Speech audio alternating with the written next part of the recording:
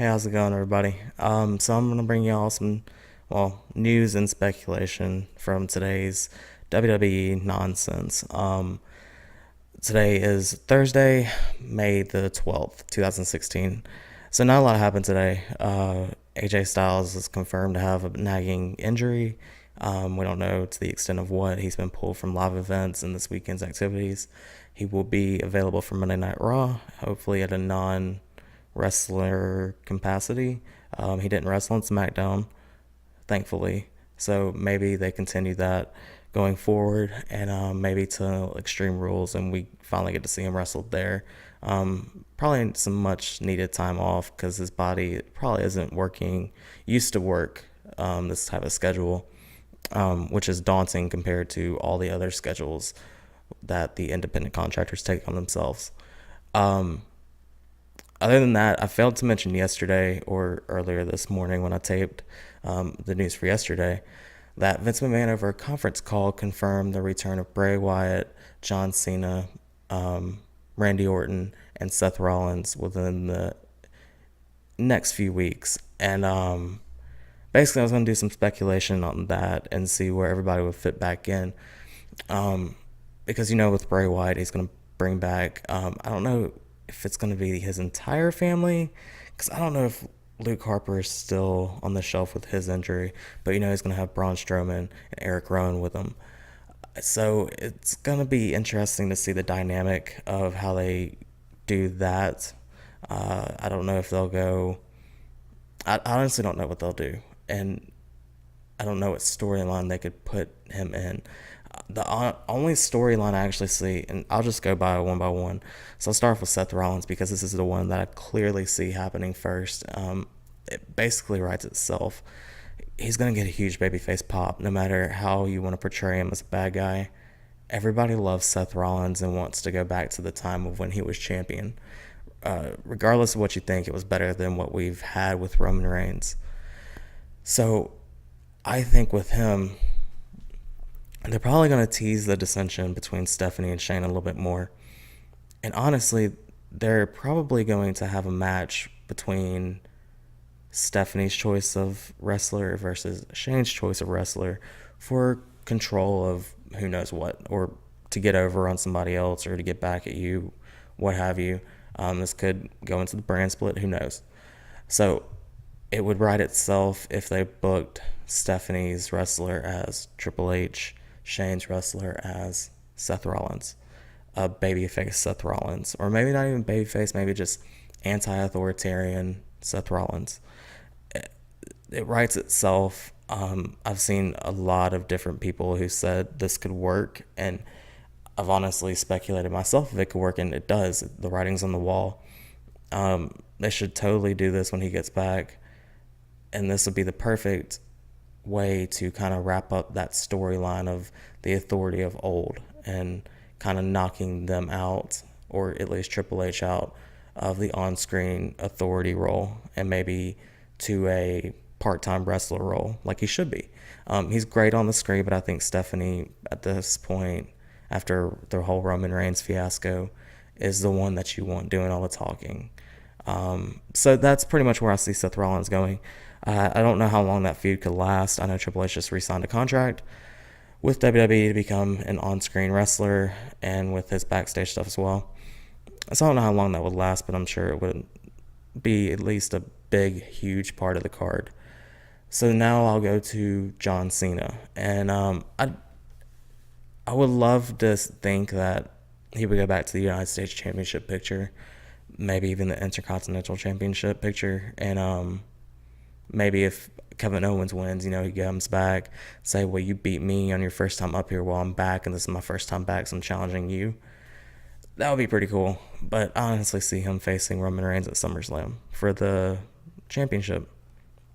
I don't know how they want to do his, I guess, tied championship overall total with Ric Flair's. I don't know if that's going to be something that they want to have at WrestleMania or if that's something they would like to have at SummerSlam. To me, honestly, I would think the breaking of it and getting the 17th would be the one that they would want at WrestleMania. But then it comes against who, what are the stakes, of course, all of that stuff. So I could see John Cena winning at SummerSlam. I could see him having a brief period with the belt. Um, Again, maybe Kevin Owens wins the Money in the Bank, cashes in on John Cena immediately after. Who knows? That would be pretty cool though, because we've seen over the course of years that they love to ruin big moments unless it's at WrestleMania. So maybe that would work for him, maybe not.